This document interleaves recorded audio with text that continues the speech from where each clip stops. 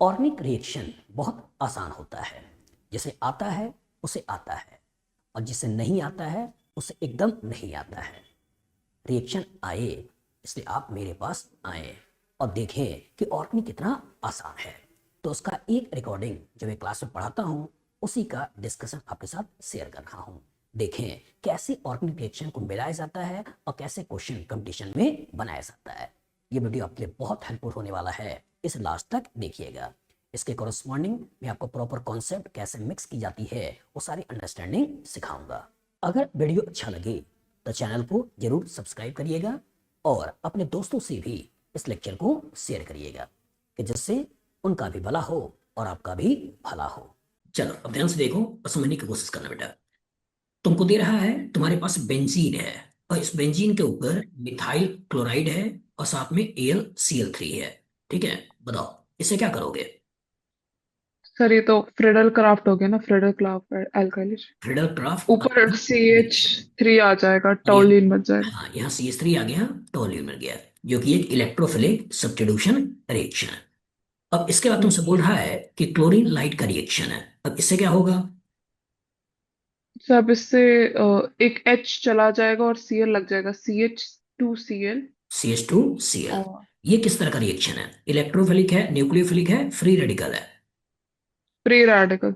Good. Free radical substitution करते हुए, ठीक है, फ्री रेडिकल सब्स्टिट्यूशन रिएक्शन करते हुए तुमने इसको बेंजाइल क्लोराइड बना दिया। और इसके ऊपर कह रहा है केसियन का रिएक्शन है। अब केसियन के रिएक्शन से क्या करोगे? Cl रिप्लेस हो जाएगा Cn से। Cl रिप्लेस हो जाएगा Cn से। ये किस तरह का रिएक्शन है? सब्स्टिट्यूशन है, एडिशन है, एलिमिनेशन है? Cl को हम रिप्लेस करें तो सब्स्टिट्यूट हो रहा है ना। Electrophilic, nucleophilic, free radical?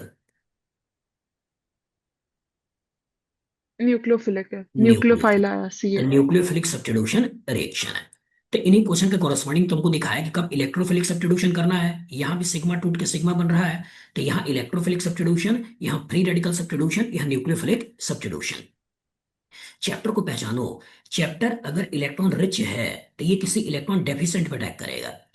Chapter अगर फ्री इनडायरेक्टली नॉन पोलर है तो किसी नॉन पोलर फ्री रेडिकल पे अटैक करेगा।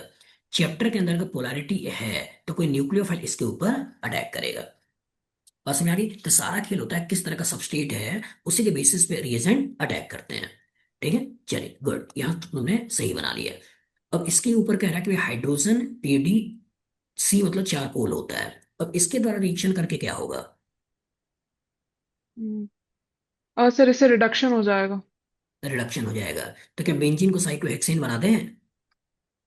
नहीं नहीं, बेंजीन का रिडक्शन नहीं हो जाएगा सर, Cn हमारे पास है, Cn रिड्यूस हो जाएगा। CN रिड्यूस होके बना देगा CH2 और यहाँ NH2। ये बन NH2। गया। लेकिन इससे एक बार हाई टेम्परेचर कभी रिएक्शन करा देता, ठीक है, तो बेंजीन को भी साइक्लोहेक्सेन में कन्वर्ट कर सकते हैं। ऐसा नहीं कि वो होगा ही नहीं, बस में आगे बन सकते हैं। उसके लिए हाई टेम्परेचर प्रेशर चाहिए तब जाकर रिएक्शन होता है। गुड, तो ये तुमने बना दिया चौथा। अब इसके ऊपर कह रहा है बेटा NaNO2HCl, इससे क्या होगा? सर बाई चांस अगर बेंजीन होता हम्म। तो डाइजोनियम बेंजीन पे NH2 होता तो डाइजोनियम हो जाता। लेकिन क्योंकि बेंजीन पे नहीं है और वैसे NH2 है, तो हाँ, फिर हम लोग इसका रिएक्शन करा देंगे और इसको अल्कोहल बना देंगे। चलो समझो।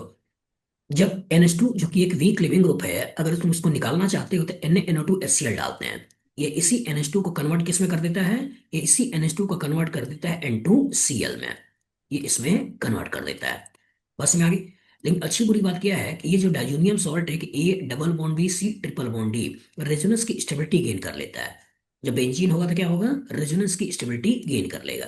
तो जिस टेम्परेचर रेंज में ये स्टेबल होता है वो टेम्परेचर रेंज होता है 0 से 5 डिग्री सेल्सियस टेम्परेचर। तो इसीलिए जो डाइजोटाइजेशन रिएक्शन कराते हैं और डाइजोनियम सॉल्ट बनाते हैं वो टेम्परेचर रेंज क्या लेके चलते हैं? 0 से 5 डिग्री सेल्सियस टेम्परेचर। लेकिन यही चीज अगर तुम्हारा एलिफेटिक अमीन होगा, यही मान लो साइक्लोहेक्सेन के ऊपर NH2 लगा हुआ है और इसके ऊपर तुमने अगर यहाँ पे NaNO2HCl का रिएक्शन करा दिया, तो इससे जो करा दिया तो यहाँ भी वही हुआ, साइक्लोहेक्सेन और N ट्रिपल बॉन्ड N ऐसे बना दिए। लेकिन चूंकि नीचे डबल बॉन्ड नहीं है और ये नीचे डबल बॉन्ड नहीं है, तो इसका मतलब रेजोनेंस की स्टेबिलिटी भी नहीं है। तो रेजोनेंस की स्टेबिलिटी भी नहीं है, तो भी अगर 0 से 5 डिग्री सेल्सियस टेम्परेचर में डालोगे, रूम टेम्परेचर में डालोगे, तो भी कोई फर्क नहीं पड़ेगा, यहाँ से नाइट्रोजन गैस निकल जाएगा। और जब नाइट्रोजन गैस निकल जाएगा तो ये बना देगा कार्बोकेटायन। और इस रिएक्शन कंटेनर में जो वाटर्स होते हैं, यही वाटर एज ए न्यूक्लियोफाइल इसके ऊपर अटैक कर लेता है, और अटैक करके इसको अल्कोहल में कन्वर्ट कर देता है। तो इंपॉर्टेंट ये हुआ कि अगर एरोमेटिक प्राइमरी अमीन है, तब तो ये 0 से 5 डिग्री सेल्सियस टेम्परेचर में डाइजोनियम सॉल्ट बना लेता है।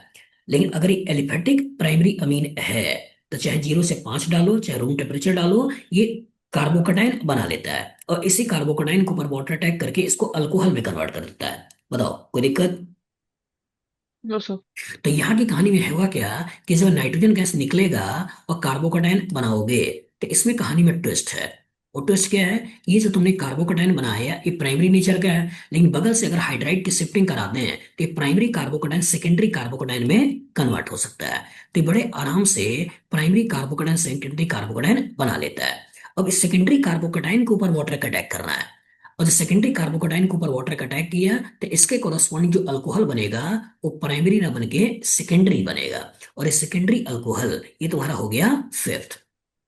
बताओ इसमें कोई दिक्कत? No sir. तो कॉन्सेप्ट एकदम क्लियर रखना बेटा, कि जब एरोमेटिक प्राइमरी अमीन है, तब तो यहाँ डाइजोनियम सॉल्ट बनाना है, वो भी 0 से 5 डिग्री सेल्सियस टेम्परेचर पे। अगर रूम टेम्परेचर यहाँ भी कह दिया, तो नाइट्रोजन गैस को निकाल दोगे, फिनाइल कार्बोकेटाइन बन जाएगा, इसके ऊपर भी वाटर अटैक करके इसको फिनॉल में कन्वर्ट कर देगा। तो हम चाहते हैं कि डाइजोनियम सॉल्ट बना के कोई नया रिएक्शन कराएं, इसलिए टेम्परेचर को 0 से 5 रख लेते हैं, कि जिससे कि डाइजोनियम सॉल्ट उसमें स्टेबल हो जाए। चल, अभी पांचवा बना दिया। अब इसके ऊपर तुम्हारा ये कॉपर हीट का रिएक्शन है, इससे क्या होगा? कॉपर हीट मतलब ये हाइड्रोजन निकाल देगा। तो हाइड्रोजन निकाल देगा, तो ये क्या बना देगा, ऑक्सीडेशन को, और सेकेंडरी अल्कोहल को ऑक्सीडेशन करके इसको कीटोन बना देगा। ये तो बना। हम्म। Yes sir. चलो अब सोचो, तुमने यहाँ जो रिएक्शन बोला, पहला इलेक्ट्रोफिलिक सब्स्टिट्यूशन, दूसरा तुमने बोला फ्री रेडिकल सब्स्टिट्यूशन रिएक्शन, तीसरा तुमने बोला न्यूक्लियोफिलिक सब्स्टिट्यूशन रिएक्शन। ठीक है, ये तीसरा से चौथा, इसको क्या नाम दें? तीसरे से चौथा हाँ, तीसरे से रिडक्शन। रिडक्शन, वेरी गुड, ये हो गया तुम्हारा रिडक्शन। और चौथा से पांचवा, इसको क्या नाम दें? चौथा से पांचवा हाँ, डाइजोनियम बोल सकते हैं। कैसे बोल सकते हो? जब एरोमेटिक प्राइमरी अमीन होता, उसको डाइजोनियम पर रोकते, तब उसको डाइजोटाइजेशन बोलते। लेकिन यहाँ तो तुमने NH2 को हटा दिया है, OH लगा दिया है, तो डाइजोनियम तो है नहीं। सब्स्टिट्यूशन हो गया। सब्स्टिट्यूशन हो गया। अब सब्स्टिट्यूशन SN1 हो गया, SN2 हो गया।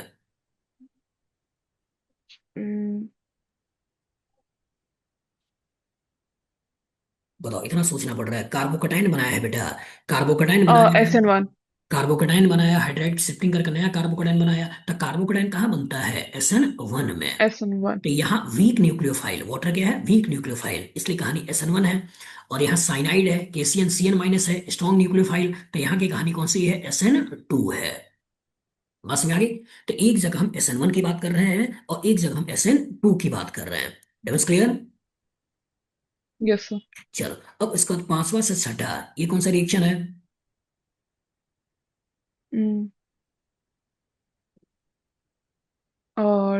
डिहाइड्रोजनेशन। डिहाइड्रोजनेशन। और इसी को क्या कहते हैं? हाइड्रोजन का जाना या ऑक्सीजन का आना, इसको क्या बोला जाता है? ऑक्सीडेशन। हाँ, ऑक्सीडेशन। तो यहाँ की कहानी में देखो, हमने ऑक्सीडेशन का हेल्प लिया, और यहाँ हमने रिडक्शन का हेल्प भी लिया।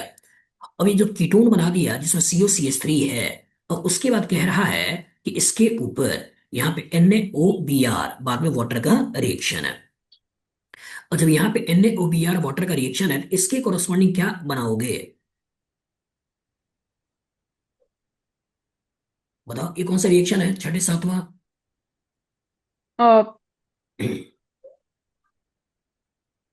बोलो बोलो, सही है,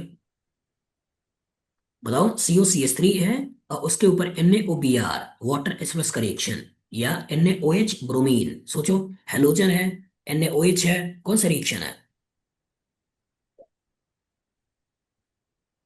ऑक्सीडेशन। ऑक्सीडेशन नहीं, हेलो फॉर्म रिएक्शन। हाँ हाँ अच्छा हाँ, ये तो यहां हेलोफॉर्म से रिएक्शन हो सी गया। एस सी एस थ्री है ना, तो C S C S three है तो इसको हम्म। क्या करोगे, हेलोफॉर्म रिएक्शन। और haloform reaction salt of carboxylic acid बनाओगे और हेलोफॉर्म के रूप में निकालोगे। और वही salt of carboxylic acid proton को लेकर इसको कार्बोक्सिलिक एसिड में कन्वर्ट कर देगा, ये तो बनेगा, ये हो जाएगा हम्म। सेवेंथ। अब उसके बाद सातवां से आठवां इसके ऊपर अमोनिया हीट का रिएक्शन है। इससे क्या होगा,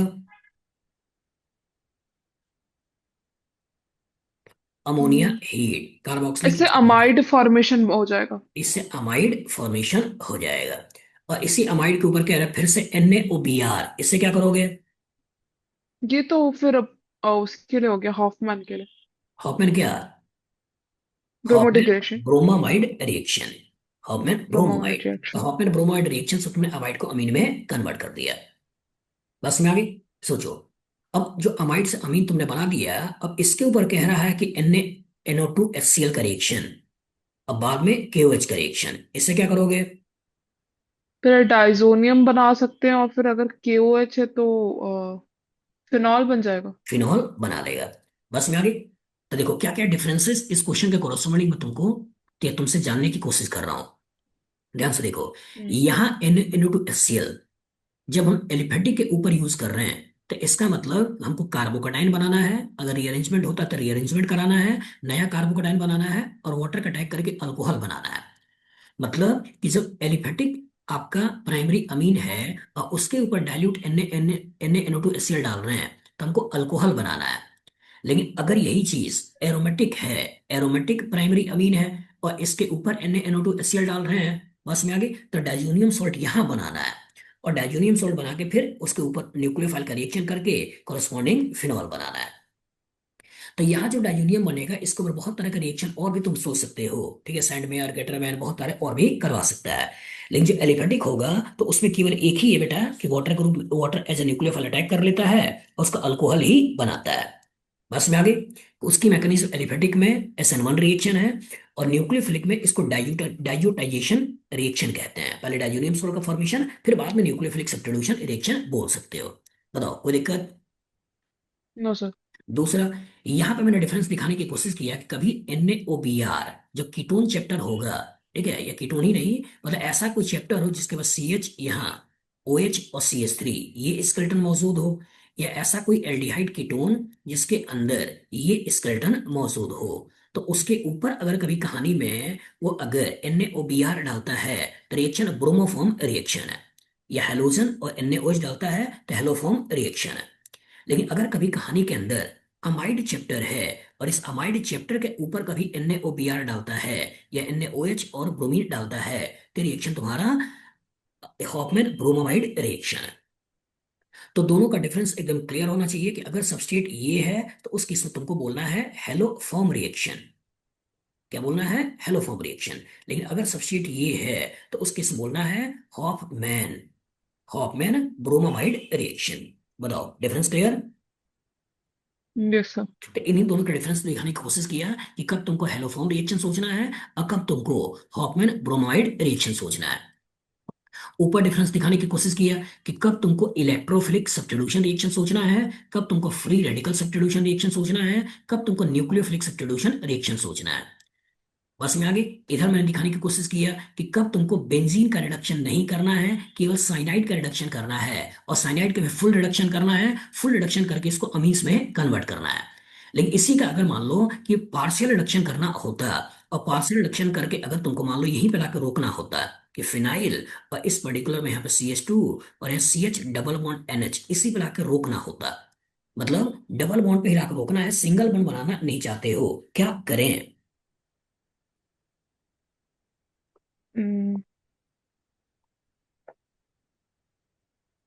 सोचो मल्टीपल बॉन्ड को डबल बॉन्ड रोकने का कोई रिएक्शन तुमने पहले पढ़ा है क्या, या कोई रिएजेंट पढ़ा हो, अल्काइन को सिस अल्कीन बनाने का कोई रिएजेंट पढ़ा हो, हाँ सर। कौन सा पढ़ा है, अल्काइन को। लिंडलार कैटलिस्ट याद आया। हाँ यस सर हाँ। तो हाइड्रोजन पीडी बैरियम सल्फेट, अगर हाइड्रोजन पीडी बैरियम सल्फेट लोगे तो इसका पार्शियल रिडक्शन करके इसको भी कार्बन डबल बॉन्ड नाइट्रोजन पे रोक सकते हो। लेकिन अगर हाइड्रोजन पीडी की बात कर रहा है, सी मतलब चारकोल है जो एक्टिव साइट बढ़ा देता है, तो अगर हाइड्रोजन पीडी की बात करता है, हाइड्रोजन एनआई की बात करता है, हाइड्रोजन पीटी की बात करता है, तो ये फुल रिडक्शन है। और फुल रिडक्शन के कॉरस्पॉन्डिंग आपको अमीन्स, प्राइमरी अमीन्स में कन्वर्ट करना है। सोचो, हम्म। यही पे अगर नाइट्राइल की जगह आइसोनाइट्राइल होता, कल्पना करो कि यहाँ तुम्हारा पीएच है और ये एनसी होता, और इसके ऊपर कहता अगर हाइड्रोजन पीडीसी का रिएक्शन है, तो इसे क्या करोगे? यही आईटी एडवांस 2018 का कॉम्प्रिहेंशन का पार्ट था कि जो एनसी के ऊपर हाइड्रोजनेशन करा रहा हो या इसका रिडक्शन करा रहा हो, तो इससे क्या बनेगा?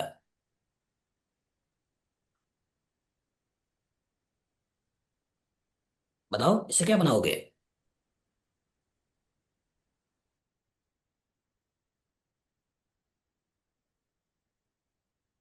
डबल बॉन्ड को, ट्रिपल बॉन्ड को सिंगल बॉन्ड कन्वर्ट करो, क्या बन गया? पीएच, ये हो गया एनएच, ये हो गया CH3, ये तो बनेगा। बताओ, ये तो बनाओगे? यस सर, ये सेकेंडरी अमाइन ही तो हो गया सर, पीएच के बीच में, एन हाँ, और सी के सेकेंडरी बीच अमाइन, में। एकदम सही बात है, सेकेंडरी अमाइन। कि मतलब अगर कभी एनसी होता है तो इसके कॉरस्पॉन्डिंग सेकेंडरी अमीन बनाना है, और अगर सीएन होता है तो उसके कॉरस्पॉन्डिंग प्राइमरी अमीन बनाना है। याद रहेगा? Yes sir. तो डिफरेंस बार बार कह रहे हैं, एकदम क्लियर रखो कि प्राइमरी अमीन कैसे बनता है और सेकेंडरी अमीन कैसे बनता है। और यही अगर मान लो कि एनसी बनाना होता, और मान लो हम इसी पर्टिकुलर चैप्टर से चल रहे होते, ठीक है, कि नाइट्रोजन चाहते हैं, जैसे इसी पर्टिकुलर पे ये जो तुमने बेंजाइल बना रखा है क्लोराइड, और इसके ऊपर मैं क्या डाल दूं, क्या डाल दूं कि इसके कॉरस्पॉन्डिंग पीएच हो जाए, ये तुम्हारा CH2 हो जाए और ये एनसी बना ले। बताओ, यहाँ तुमने यहाँ पे केसीएन का रिएक्शन कराया, और केसीएन का रिएक्शन करा एजीसीएन। AgCN, तो जब AgCN डालोगे तो इसके कॉरस्पॉन्डिंग एनसी बना देगा। तो एम्बिडेंट न्यूक्लियोफाइल का कॉन्सेप्ट भी एकदम क्लियर रहे कि कैसे हमको CN को लगाना है और कैसे हमको NC को लगाना है। बताओ, फ्यूचर इस तरह का क्वेश्चन आएगा, लगा लोगी? Yes sir. अगर आप आईटी जेई की तैयारी करते हैं और ऑर्गेनिक केमिस्ट्री में आपको दिक्कत हो रही है, और अगर आप रियल में आईटी के लिए सिंसियर हैं और पेमेंट कर सकते हैं, तो मैं अजनीश कुमार गुप्ता आपकी ऑर्गेनिक केमिस्ट्री के डर को पूरी तरीके से दूर कर सकता हूँ। मैं पिछले 20 सालों से आईटी जेई के बच्चों को पढ़ा रहा हूँ, और बहुत सारे टॉप रैंकर्स को मैंने पढ़ाया है। केमिस्ट्री में मैंने 5-5 बुक्स भी लिखी है, और मैं अब इंडिविजुअल 1-to-1 बच्चों को पढ़ा रहा हूँ। अगर आप भी केमिस्ट्री में परेशान हैं और आपको केमिस्ट्री सीखनी है और केमिस्ट्री में अच्छे नंबर्स लाने हैं, अपने सपने को पूरा करना है, तो आप मेरे से कांटेक्ट कर सकते हैं। मेरा नंबर है 9122057123। मैं लाइव क्लास 1-to-1 आपको दूंगा और आपके सब्जेक्ट के डर को पूरी तरीके से दूर करूंगा।